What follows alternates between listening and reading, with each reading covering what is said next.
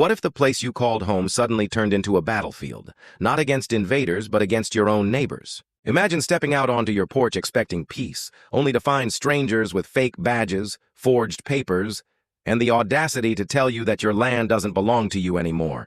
At first, it looked like a petty HOA squabble, a single violation slip, a warning taped to a fence.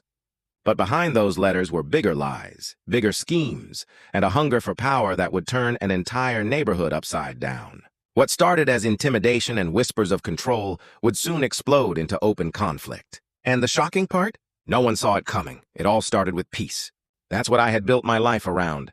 A little cabin tucked away from the noise, away from the rules, away from the kind of people who thought they had the right to tell you what color your mailbox should be or how long your grass should grow. To me, that land wasn't just dirt and trees. It was freedom. A quiet sanctuary. No HOA meetings, no endless bickering about community standards, no power-hungry neighbor waiting to pounce if your trash bin was left out overnight. Just space, just quiet, just mine. But peace never lasts when the wrong kind of people smell power. Her name was Karen, and yes, she lived up to it in every sense. She wasn't even supposed to have any authority over my land. Her HOA line ended long before my property began. But the thing about power-hungry people is they don't see boundaries, they see opportunities. And when Karen looked out her back window at my acres of land and my cabin sitting outside of her grasp, she decided she was going to make it hers, whether I agreed to it or not. At first, it was petty. A letter in the mailbox, a piece of paper taped to my fence, fake violation notices that looked official at a glance but fell apart the second you read them. Things like unauthorized structures or non-compliant landscaping. I laughed at the first one. I mean, who writes up a violation for wild pine trees? But after the third, then the fourth, it didn't feel funny anymore. Then came the intimidation. She started sending letters that had a sharper tone, hinting at fines and legal consequences. She'd show up at the edge of my property with her clipboard, jotting things down like she was a code inspector. Once she even brought a couple of her HOA buddies to stand there with crossed arms, nodding like some kind of jury. It was theater, pure theater, but theater with a purpose. She wanted me to feel surrounded. She wanted me to feel like maybe, just maybe, I didn't really own the ground I was standing on. But intimidation only works if you buy into it, and I wasn't about to.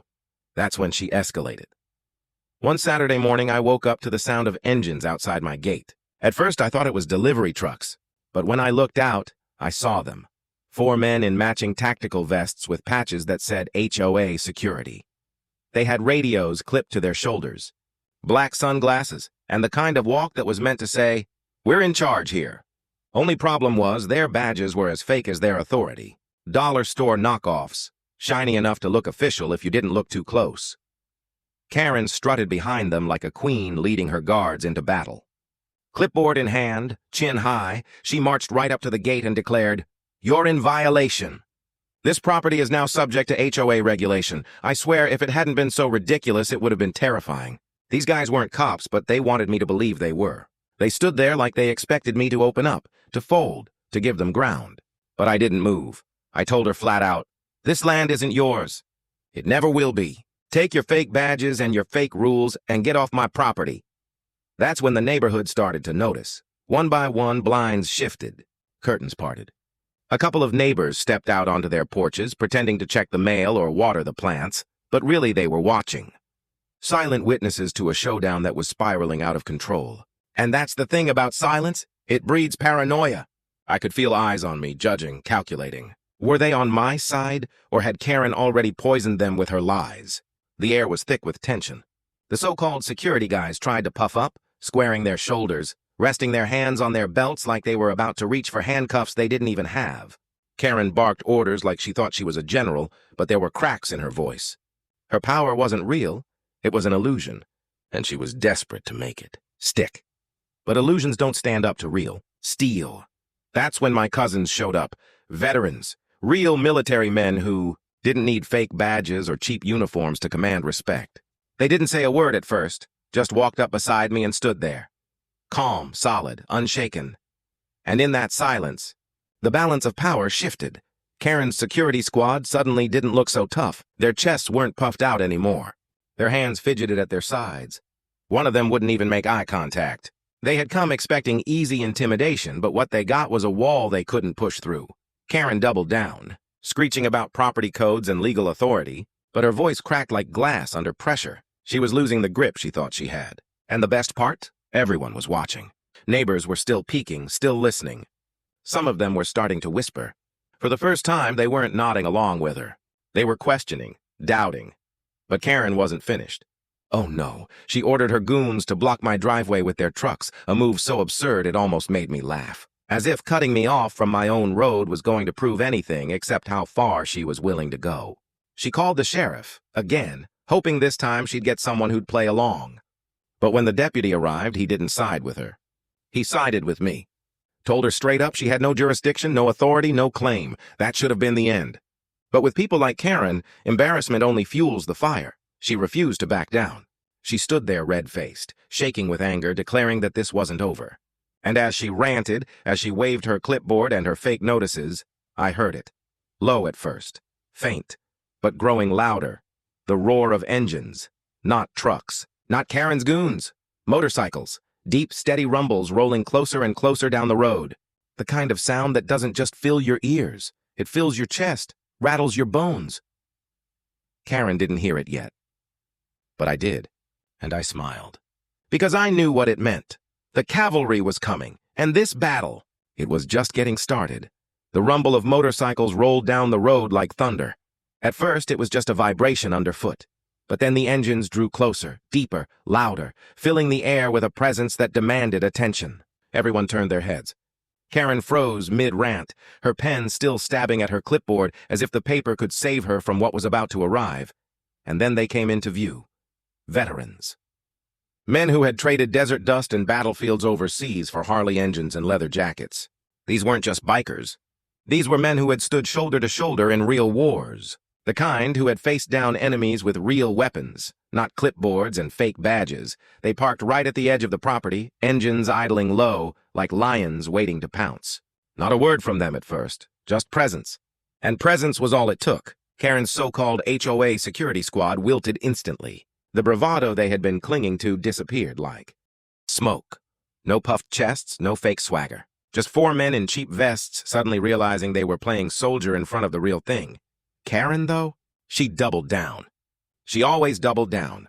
Her voice hitched higher as she screeched about community rules and legal jurisdiction, but her words didn't carry anymore. Not with the veterans standing there, not with my cousins flanking me, and not with neighbors watching her facade crumble. Her grip was slipping, and everyone could see it. Then the real authorities pulled up.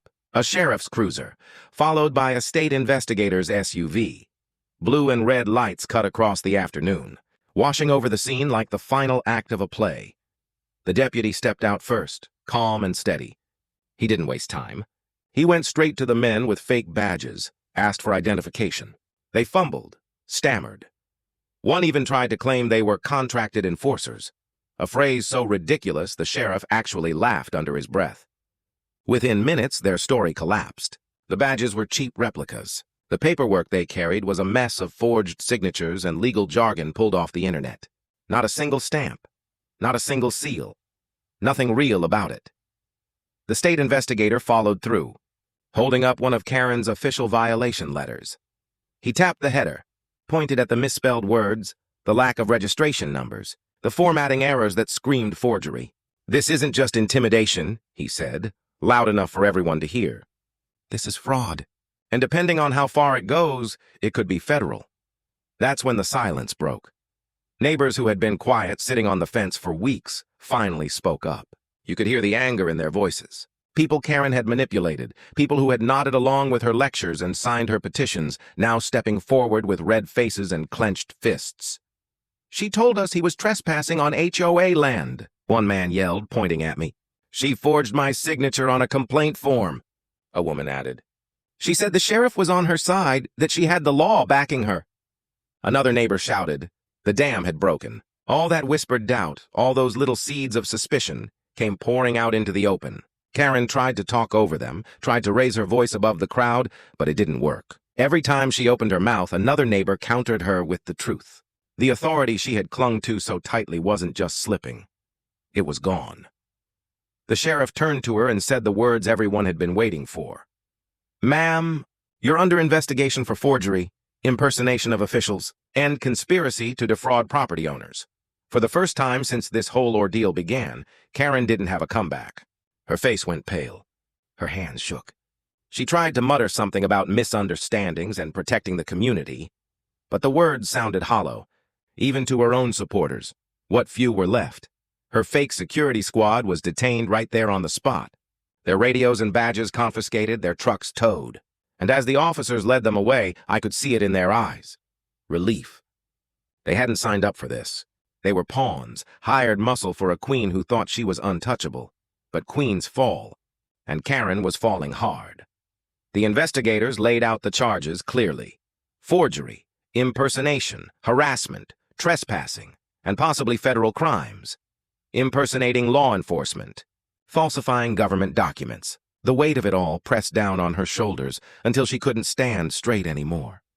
The community watched as the mask came off. The woman who had strutted around like a dictator was suddenly small, cornered, desperate. Once she had spoken with authority and everyone had followed. Now she was begging, scrambling, contradicting herself at every turn. The HOA itself was shattered. Board members resigned on the spot, some even apologizing publicly.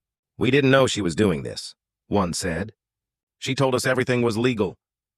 Whether they were lying or just too cowardly to stand up to her before, it didn't matter now. Their credibility was gone. By the end of the day, the once feared HOA had become a joke. Lawsuits were already being drafted. Neighbors who had suffered under Karen's petty fines and intimidation were lining up to take their turn at justice. And as the officers escorted her away, clipboard still clutched uselessly in her hand, the silence from the crowd wasn't fear anymore. It was relief. For me, it was bittersweet. I had stood my ground. I had exposed the fraud. My land was safe again. But the cost? Weeks of stress, division, and battles I never should have had to fight. And the truth that lingered after all of it? Sometimes the enemy isn't a stranger across an ocean.